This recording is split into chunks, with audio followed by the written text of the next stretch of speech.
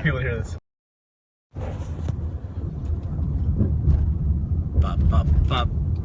But I talked about the escape room stuff, and everyone went nuts. Like Barbara and a bunch of people went to an escape room. What the hell? Well, hey, next time the crew's in town, or if they ever do come in town, there's I pretty much have a pretty good catalog of what's good in LA. Just let me know, and I'll let you know which ones are good. I hid my chat somehow. But how will you hear there? Regions? Somebody chat something so we can see. There it goes. There it goes. They're very excited. Welcome to the minivan. It's Freddie Wong, everybody. This is his minivan. I did. It's funny. You seen my little wallpaper? I always said so. When I bought this, I was looking at the catalog, as a prospective car buyer is wont to do, and they have a feature you can change the wallpaper via USB JPEGs images on your screen. And so I was like, and the default image in the brochure was 2 white kids. I was like, maybe that should be it. Like, how great would that be if everyone came in and there's just 2 white children there? And like, Freddie, who the hell are those? The other option was to take a picture from where you're sitting of me going like this, and then have that be the image of that pulls up, so that every time someone looks at it, they're like, wait, is that you?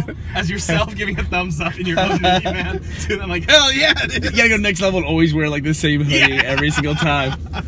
Yeah, exactly. So Freddie was telling me about Korean reality shows. Korean reality shows are the best reality shows in the world, and that's because the Korean people have honed the process of merging the embarrassment of Japanese reality shows with the production value of American reality shows into a soup of pure genius. And my favorite one is a reality show called is The Genius Game, which you can actually find. Someone is actually subtitled on YouTube, so if you do a search for it, you'll find someone's done a bunch of fan subs for it, so it's actually well worth it. But some of the differences that they do, right? Number one, instead of taking a bunch of B-list celebrities and putting them in a house somewhere and forcing them to live together, they shoot it once a week in a set. So they get insane people. Like, they get like one of the youngest politicians to compete. Like, really? And like they get like actual personalities who would not otherwise demean themselves for this. But if it's like, hey, show up once a week for the next few, we'll pay you to show up once a week, yeah, they'll just show up. Yeah. And then it's great because then the conversation's about like, it's like these are all people who know each other and they're respectful of each other and they're all very smart, very talented and engaging people, so it's really entertaining to watch. And you don't have to deal with manufactured drama. These people are all performers at heart. So in addition to it, the way that works is and they worked with, I believe, a board game company to design the games. Every single game that they play with this big group every week is like a game theory, like group game theory type of game, like really challenging, like group dynamic, betrayal sort of stuff. So for example, the first game they played in the first episode of the first season is you get a deck of cards. You have the number 1, the number 2, and the number 3 on a set of cards, right? You have 15 cards. This sounds right up your 5 1s, 5 2s, 5 3s. You have to go to someone and you blind play. If you beat them, you get a point. If they beat you, they get a point. If you tie, neither of you get a point. Okay. So then there's an odd number of people. So then immediately they're like, okay, well, if we pair up. You blind play from your own deck. Yeah, from your own deck. So it's like if I hit you with, if you play your 2s and I play my 3s, and then you play your 3s and I play my 2s, and then we play our 1s, we'll both guarantee ourselves 5 points. And like, okay, great, let's do that. But then wait, if everyone pairs off, one person's odd man out. So there needs to be a group of 3. So it then becomes this whole super complex, okay, well, if I pair up with you guys, and then it's like someone has to betray someone else. Oh my God, it's just like game theory. Yeah, pretty soon you're like, you got red strings on the wall, right? But then here's where it gets interesting. The currency of the game, when you win a challenge, they give you these they call them garnets, but they give you little like cubes, and they represent basically $1,000 US. Okay. That's the currency of the game. So if you win every game, that's what you win at the end of the show, is that you get that money.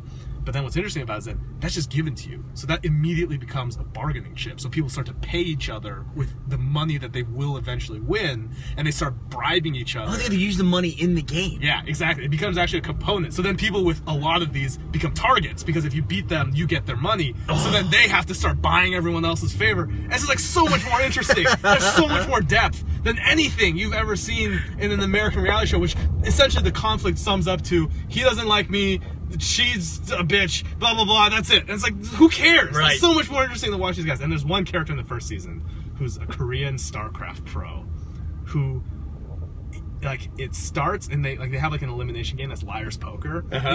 So it goes to the deck, they hold it up, and they bet on whether or not they're going to have a higher card than the person sitting in front of him. And he's just losing, and he's losing. You're just like, shit, he's going to get eliminated. And then he starts winning, and then you realize, and then they cut to the interview. You realize he's like, I realized that this is a finite number of cards, so I started counting cards and betting only when I went. And he beat the other guy by card counting. And Really? he's like, this guy's a genius, and it's so much more satisfying. You know Joel Heyman? He can count cards in Vegas. No way. Yeah, he can. I've been with him while he does it. Yeah. He'll be upset because I said that publicly, but yeah, he's not getting blacklisted for this. He's paranoid about it. The funny thing is, I've always heard there's the casinos. Casinos love one person more than anyone. Is people who think they know how to count cards, because those are the ones who end up, Oh my God, they go big. Oh, they go huge. Yeah. Like, no, wrong. Like Joel's like all of a sudden betting big on go. What? He goes -10, -10. What the fuck does that mean? Count. -10. It's the count. He's got the count. He's got the count. He likes going with me because I'll just sit there and jaw with the dealer and slow the dealer down. He's your cover, man. Yeah. He's your cover. But we got booted from MGM. See, that's and really quick. Isn't that the goal? Yeah. Isn't the goal not to be so good at card? Like, realistically, you're not gonna get so good at card counting that you're gonna make that your full-time job. And how many people want to be actual full-time gamblers anyway? Let's be honest. Right. The goal is to have a reputation among your friends, to have a casino in Vegas that you can't go to. Right. Because once you got kicked out, then you get all the benefits. Like, oh shit, yeah. You hear? Joe got kicked out at MGM. He can't even go back there anymore. You guys booking a trip to Vegas? We can't book at MGM. Yeah, this guy's banned. Why? He's a card counter. Oh shit! Like, that's so much more. Like, I always think about, like, what's the minimum level? Like, what's the least effort you can put in to get the maximum effect? And I always think, like, I love food, right? I think I could be, if I devoted my entire life to the rest of my life for it, I'd probably be a pretty good cook if I just spent my entire life just working on that. Yeah. However, I don't have time to do that. Very few people do. But I think I have enough time to become really good at making pancakes. And at the end of the day, that's all that matters, because if the moment you're just like, oh yeah, it's less impressive in a weird way for someone that, oh yeah, he's a Michelin star chef, he can do all this. It's like, yeah, cool, but reputation is like, yo, he makes the best fucking pancakes I've ever had. Now you get all the benefit of the Michelin chef, but less work into it. Just specifically for pancakes, he's a fucking 3 pancake chef. Dude, Here's the problem with pancakes, though, is your choice. Yeah. That your opportunity to feed people pancakes is less than other foods. That's true, but also it's very relatively simplistic. You have to balance it, right? Right. On one hand, you could do some crazy dessert, but then you know what I'm saying? Like, I'm trying to balance it out. I just want to invite you to a dinner party show with like 80 pancakes. 80 pancakes. You come with like a red wagon filled with pancakes. Pancakes are interesting, by the way. Pancakes are a very simple dish. You know what you would like? You probably would like sous vide cooking. Do you know? Have you done that yet? I do know sous vide. Okay. Where they take it and they basically sit it in lukewarm water or the right temperature water forever. Yeah. And then they hit it and they sear it to make the color go good. So good. Yeah? It's so Enjoy good. it? Yeah, I got this I forget what it's called, but it's an immersion one where you just like put it in a bath of water. Oh, you bought one? I bought one. Yeah. Back in college, I knew a guy who this is pre it becoming a thing. He took essentially water baths that were being sold to science. Like, you know, they have like DNA water baths, which are very temperature precisely controlled. He figured out ways of like hooking those up or borrowing them from like the lab he worked at in order to do sous vide. I wouldn't borrow it to cook food. Borrow something from a lab. Oh yeah. It's like drinking out of a beaker. Well, actually, I have a funny story about that. Which is, if you go to any science lab, they have what's called nano-pure water, which is water filtered to its absolute barest H2O, no just the adulterants, molecules, just H2O in it. It's very important for, you know, obviously if you're doing precise scientific work with DNA or whatever, you can't have the minerals and shit in water, even bottled water, right? So they have nano-pure water, and the funny thing was at this lab, I was like, does anybody ever drink out of this? And I was like, oh no. I'm like, well, but why? Why? And here's the crazy thing, right? Nobody could give me a straight answer. Like, nobody could give me an answer that agreed with someone else. They'd be like, well, it's because it leaches nutrients from you. I'm like, well, what do you mean it leaches nutrients? Just because it's water doesn't mean... And it was just all this stuff, and I was like, you know what? Pour me a cup of Nano Pure. Did you I'm gonna try really? this out. So I had some Nano Pure, and it was the most nothing tasting anything you've ever had. Because water has a little bit of a flavor, a little bit of like a... Sure, it's the minerals that do that. Yeah. This had like, it was weird. It was like nothing. It was like drinking nothing. Was it refreshing or was it? It wasn't that refreshing. It was just weird because the whole time you're like, this is unlike anything I've ever drank in a subtle way. It's not like overwhelming, like, oh my gosh, but it did really feel like almost nothing was in your mouth. And the funny thing was, at the end of the day, I was like, you know what? Some people talk about like Voss water. You know, Can you guys hear him? Okay. LA's got all kinds of waters, right? LA's got waters, all artisanal waters, Icelandic glacier water and stuff. Right. Fiji waters. What you gotta do? You gotta get that you gotta start bottling nanopure, the ultimate. I was actually going to think, I'm actually amazed that somebody hasn't done that. I'm still waiting for one of these glaciers to melt and release some bacteria that hasn't been on Earth for like 4 million years. And then we're fucked. Straight up War of the Worlds style. Just destroy us with old bacteria. Yeah, just some little thing. Would that be like what killed the dinosaur? Yeah. Oh, speaking of dinosaurs, did you see Jurassic World? No, I haven't. No? I'm reluctant to say this on Periscope, but I haven't seen the last episode of Game of Thrones either. But I read the books, so don't ruin anything. Can't ruin it for me. You know what's really weird about the last episode of Game of Thrones? Probably a series first. It's so weird how no characters died in that one. None. Yeah, 0 characters. Ever. Nothing happened. It was fantastic. I love people who now get on Twitter and they avoid spoilering by just like going, "Oh my God, Game of Thrones, what the fuck?" It's like, come on, dude. Just don't worry about it. All I'm saying is, when you see this character, just pay attention. Happens. Oh, Jesus. Forget it. Yeah. I've kind of gotten to the point where like spoilers are not don't bother me as much as they used to, honestly. At least in terms of like film spoiler stuff. You know what I mean? Yeah. I don't know if you felt the same way, but like a lot of people are like, oh, this happens. And at the end of the day, I'm like, well, it's kind of interesting to see them build up to it for me now. It doesn't bother me as much as I think it used to. No, it doesn't bother me either. Because it's like you find out about it and you're still finding it out. You know what I mean? It's still interesting. Yeah, and then I started to really think about like is there there's 2 things that sort of spurred this sort of thought, which was one, True Detective last season, I kind of ruined for myself.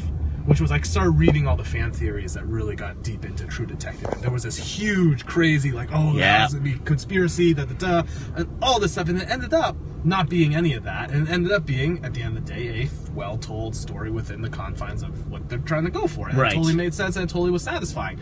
But at the time when I first saw it, I wasn't satisfied. I robbed myself of that satisfaction because I was expecting so much more. Yeah, because you bought into fan-generated hype, and you hear yourself being a fan. Yeah, and then I think about, like, well, is there a world now where a Sixth Sense or a Usual Suspects could survive the internet or Twitter? Like, would you ever be able to have that same level that the Sixth Sense did? Because I remember the Sixth Sense, and it was like, that was the thing. That was incredible. Were losing their minds about like, oh, you have to see this, and you have to see this movie for this. Sixth Sense became like the holy grail of spoiler. It replaced it replaced Luke, I am your father. Oh yeah, as the holy grail of spoilership. Have you speaking of Luke, I am your father? I love how tangential this conversation is. Did you ever read I think it was Hit Fix or something like that? It was a guy who watched through all the Star Wars movies with his kids. And it's just him chronicling that experience for the first time. Was it Drew from that fix? Maybe Drew, I don't remember. But it's a really well written and really interesting thing because how old are the kids? Like 8, like young. And what was interesting because the way he did 1, 2, 4, 5, 6, 3 was the order that he had for. So not directly in order, but also a little context into it. And he said what was the most incredible thing was one, how well the prequels played for his kids and how much they liked. And one of the things that he sort of pointed out was really interesting was it's like for us looking at it's like Anakin kills a bunch of little kids because he has a bad dream.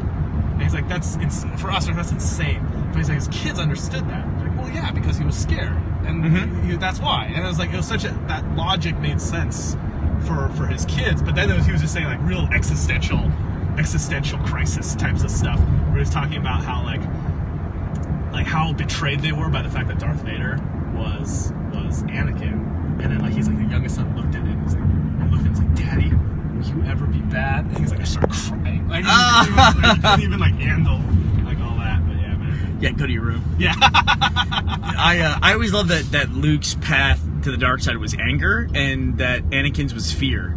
You know, because Anakin's path was just like I just assumed it was going to be anger as well, but then it like turned out to be the fear path. Yeah. You know. Which I wonder if that like affects their abilities. People want to know, Freddie. Everyone's on know. What do you think about E3 stuff? E3. Oh man. Oh, what was the sequence again? 1, 2, what? 1, 2, 4, 5, 6, 3. You nailed it, Chippy Wop. Yep. I got your name wrong. So E3, I think is hilarious. So let me relate some stories of E3. And I'll talk about some of this a little bit more. this Thursday when we take Freddie's 45 minutes off of your block of shit you got programmed for E3. Hey, anyway, E3 is really funny to me because my first experience with E3 was not from the perspective of like a fan of games, aside from being in high school and seeing that stuff. But my first experience was working at 20th Century Fox and being there as most people who are at E3, which is in a work capacity. And this is the same experience with my friend Matt. And it was insane because E3 was the thing that you went and you met distributors, you met publishers, you talked about your upcoming slate. It was all meetings all day. And it's actually a really boring convention if that's all you're doing. You strike retail deals there. Yeah, you talk about deals, you talk about, okay, hey, we got this movie coming out because it's 20th Century Fox, it's all movie tie-in games. But I remember two really, really funny things. One was my boss used to regale me with stories of the old E3. And the old E3 was, I mean, take a bunch of people who are a little bit nerdy, a little bit of shut-ins, and given a shitload of money and the ability to do whatever they want.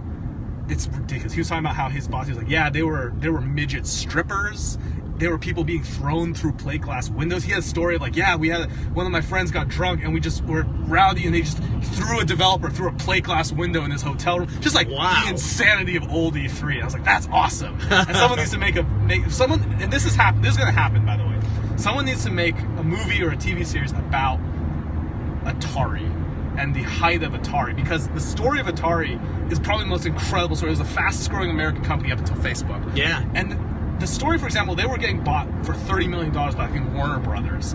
And the story goes, the Warner Brothers lawyers came with the paperwork to sign this deal. They walked in, they looked inside this warehouse where Atari was. It was all teenagers smoking weed and programming. And like, where's the founder? They went to the back. The founder was in a hot tub naked with two strippers doing lines of cocaine. These guys in suits come up. He's like, oh, we're selling you guys today. I forgot. Oh, shit. Oh, jeez. Come on in, guys.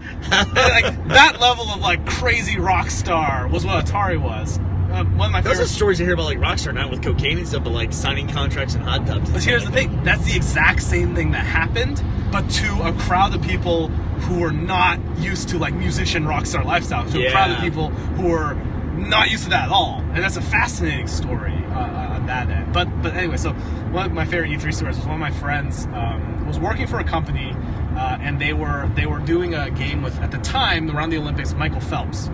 And Michael Phelps, they were going to do a swimming game that was Kinect enabled. And I remember that the ask from the boss sounds awful, by the way. The ask from the boss was this, and this is like how insane, and the boss is cut from the cloth of old E3. The ask was, can we figure out a way of getting an Olympic-sized swimming pool into the convention center so Michael Phelps can show up and do laps as part of E3?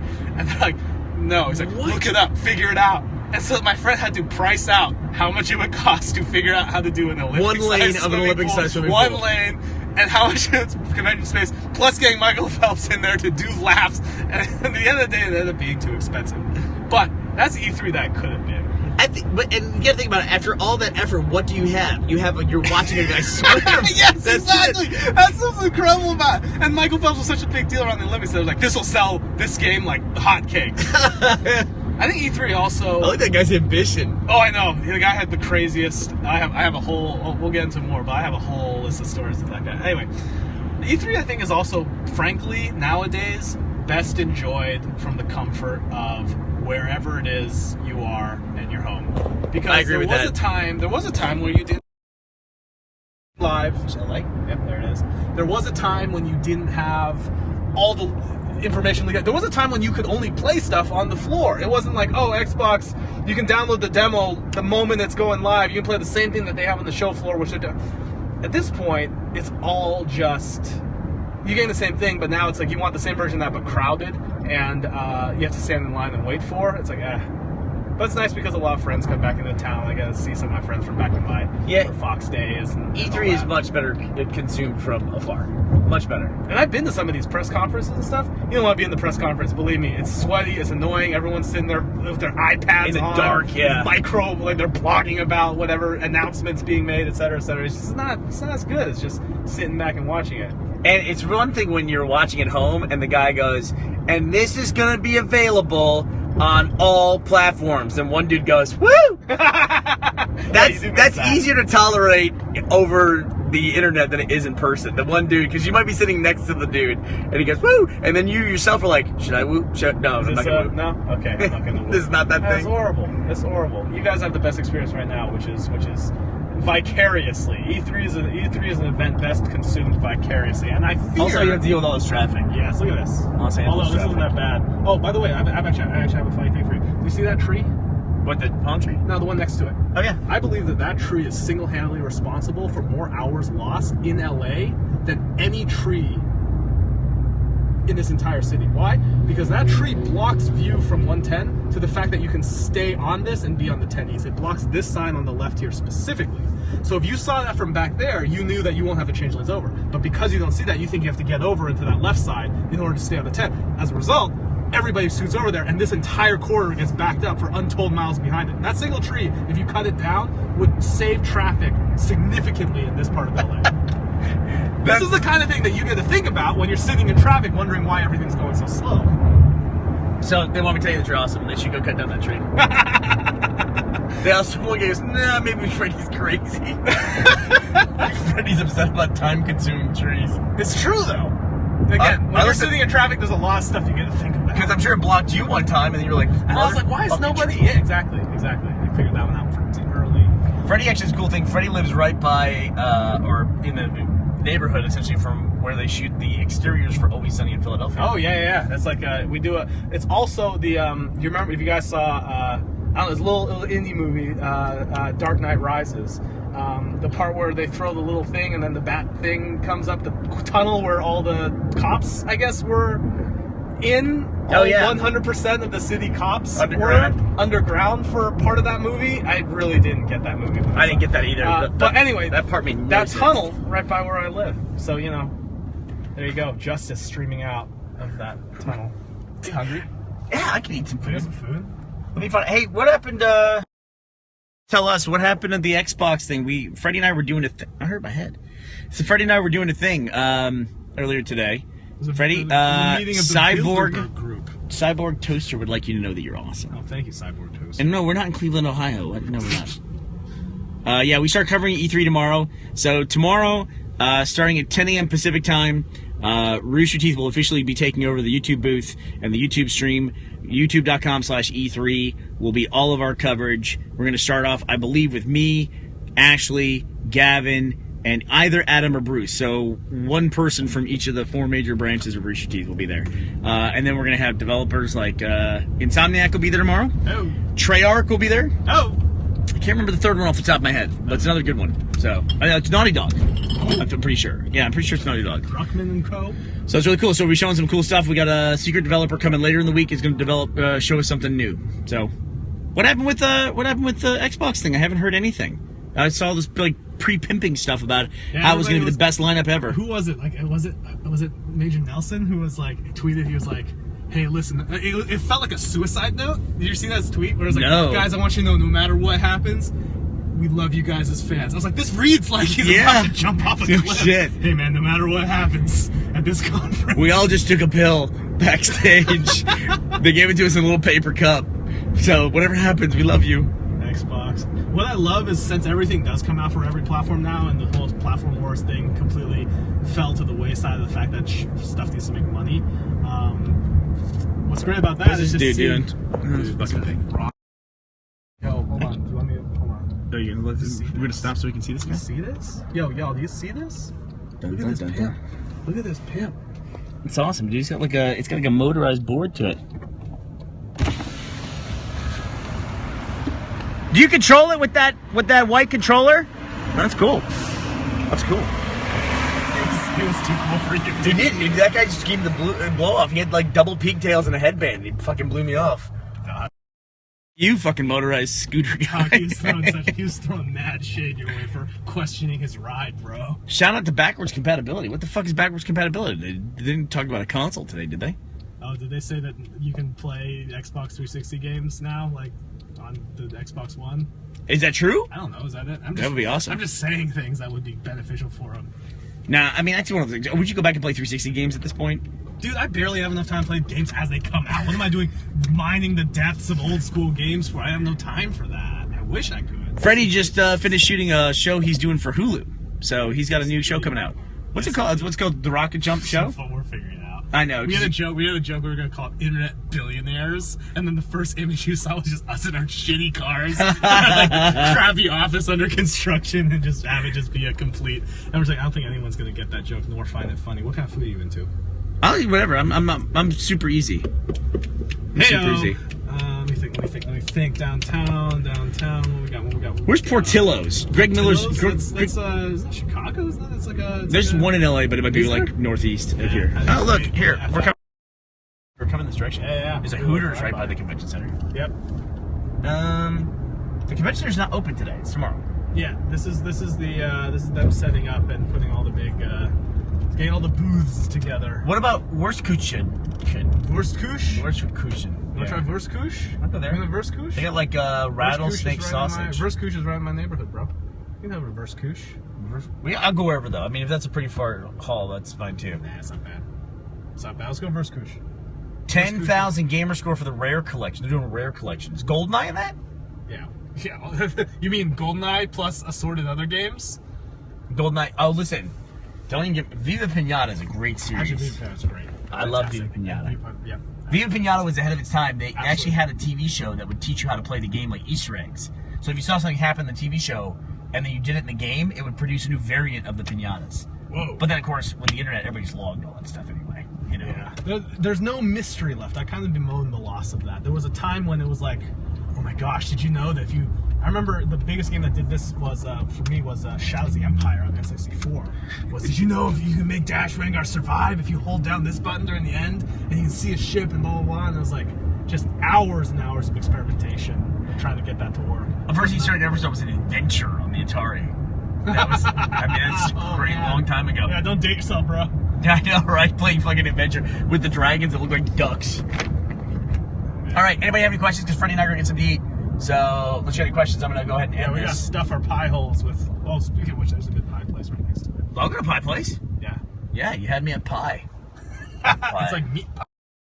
So, okay, don't forget, tomorrow we're starting our coverage for E3. It'll be tomorrow, youtube.com/E3. It'll also be on the Rooster channel on YouTube if you want to go to that. It'll be the best E3 coverage in the history of E3, and it's a very long, storied history. You know what I'm avoiding? I'm avoiding saying we're taking over E3, because literally, like, everyone who has a hosting gig at this thing is saying, we're taking over E3. It's like, yeah, you're taking over, you know, the Astro Gaming booth or whatever. I don't want to seem like I'm calling anybody out. Coming at you live from the corner of the Indiecade, next to the hot dog stand. We're taking over E3. E3 will never be the same. It'll never be.